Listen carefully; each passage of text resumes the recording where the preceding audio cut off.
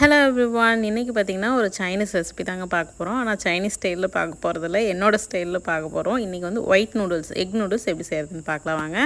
ஒரு கடாயில எண்ணெய் சேர்த்துக்கிறேன். எண்ணெய் பாத்தீங்கன்னா 1 ல இருந்து 2 டீஸ்பூன் சேர்த்துக்கங்க. இது வந்து எக் ஃப்ரை பண்றதுக்காக சேர்த்துறோம். சோ தாராளமா எண்ணெய் சேர்த்துக்கோங்க. நான் பாத்தீங்கன்னா இன்னைக்கு வந்து ஒரு 6 எக் சேர்த்த போறேங்க. ஒரு 5 பேருக்கு நான் செய்றேன். சோ 6 எக் கரெக்ட்டா இருக்கும்னு சொல்லிட்டு 6 எக் சேர்த்த போறேன். எக் வந்து ஃப்ரை பண்ணும்போது ஒரு டிப்ஸ் என்ன அப்படின்னா, எக் வந்து ரொம்ப சின்னதாக பொடிசாக போயிடுச்சுன்னா எக் வந்து இருக்கிறதே தெரியாது. அதனால நீங்கள் ஃப்ரை பண்ணும்போது என்ன பண்ணணுன்னா, கொஞ்சம் தாராளமாக எண்ணெய் சேர்த்துக்கோங்க. எண்ணெய் சேர்த்துட்டு அப்படியே விட்டுருங்க.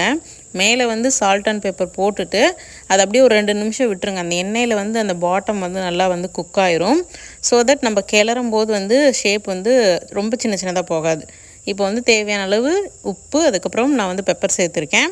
இப்போ இதை நல்லா மிக்ஸ் பண்ணி விடுங்க ஒரு 2 நிமிஷத்துக்கு அப்புறங்க. பாருங்கள், பாட்டம் பார்த்திங்கன்னா பெரிய பெரிய பீசஸாக வரும்.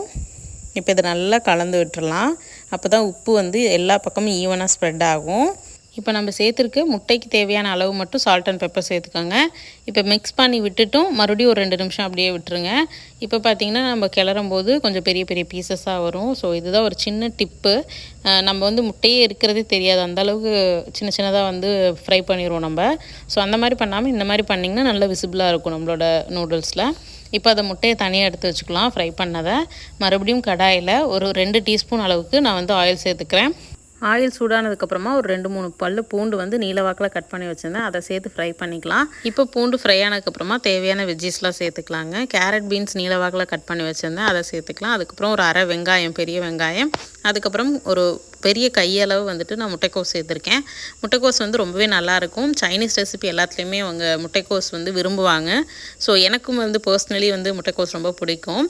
ஸோ அதை சேர்த்து நல்லா வதக்கி விட்டுக்கலாம். அதுக்கப்புறம் தேவையான அளவு உப்பு சேர்த்துக்கலாம், மிளகுத்தூள், அதுக்கப்புறம் பார்த்திங்கன்னா நான் கொஞ்சமாக வரமிளகாத்தூள் ஆட் பண்ணுறேன். இது ஆப்ஷனல் தான், பட் நல்லாயிருக்கும் சாப்பிடும்போது.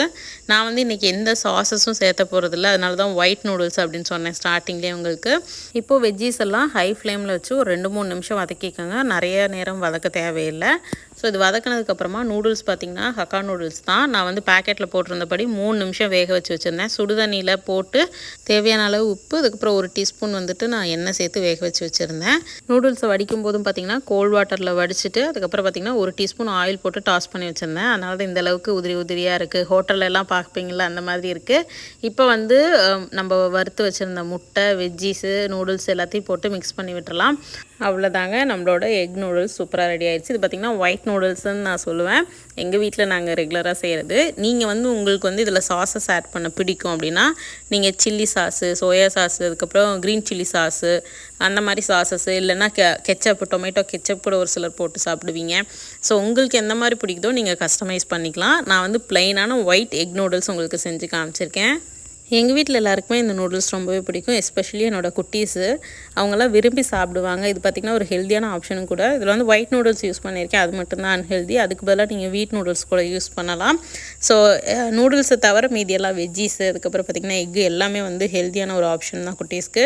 ஸோ உங்கள் வீட்லேயும் குட்டீஸ் இருந்தாங்கன்னா கண்டிப்பாக அதை செஞ்சு கொடுங்க, அவங்களும் விரும்பி சாப்பிடுவாங்க. ஓகே காய்ஸ், உங்கள் எல்லோரும் இன்னொரு இன்ட்ரெஸ்டிங்கான வீடியோவில் சந்திக்கிறேன். Until then bye, take care. இந்த வீடியோ பிடிச்சதுன்னா மறக்காமல் நம்ம சேனலை சப்ஸ்கிரைப் பண்ணிக்கோங்க.